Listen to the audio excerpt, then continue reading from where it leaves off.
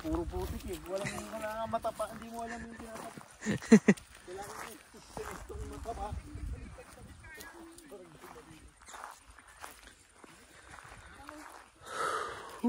Lamig. Pupunta kami yung banda dun. Ikot-ikot. Yung lupa dito medyo basa. Tingin ko maabot yung tubig hanggang dito eh. Pagtingala daw ni sister, bigla daw may tumulo, diretso daw sa bibig mo.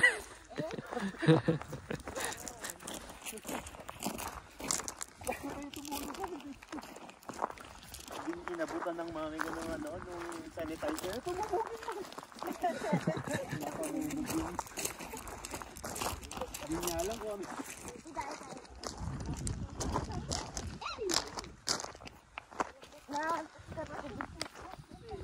Walang tao ngayon dito.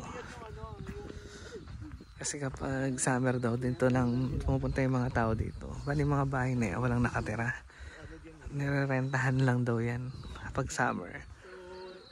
Parang town na daw to, ang daming tao. Ngayon walang tao kasi pa-winter na, malamig. Tapos mag-snow na by July.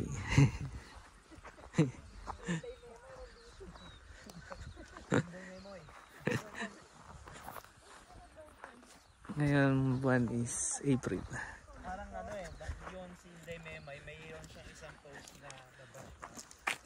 Kasi sa mga supermarket minsan meron silang free fruits para sa mga kids.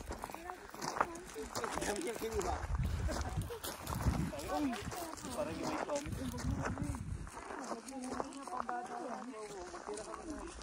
Nagsasabi sa akin yun.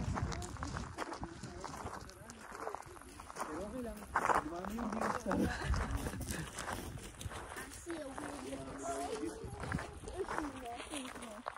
Nakakarami nga ng area. Sabi malalim din. Kasi yan yung tubig.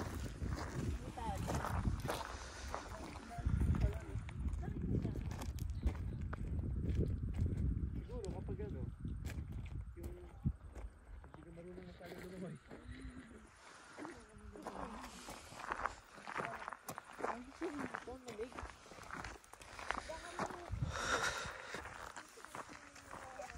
Summer mainit. Umabot na. Oh, sarap na. Ang lamig. Hindi normal. Sabi nila, sa Pampanga wala masyadong tubig. Wala, lalo na. Kaya medyo mainit, no? Sobrang low tide din, no? Kasi ito yung rampahan ng bangka eh. Ito yung ginagawa nila, oh. Sydney.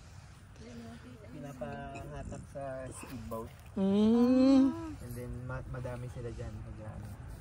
Speedboat ride. Open speed and hindi exit.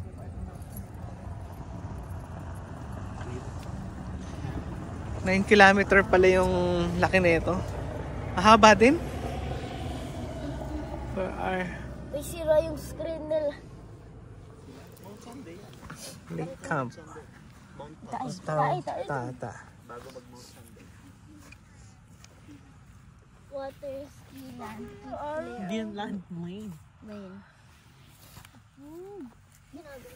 Keep clear of Buyon.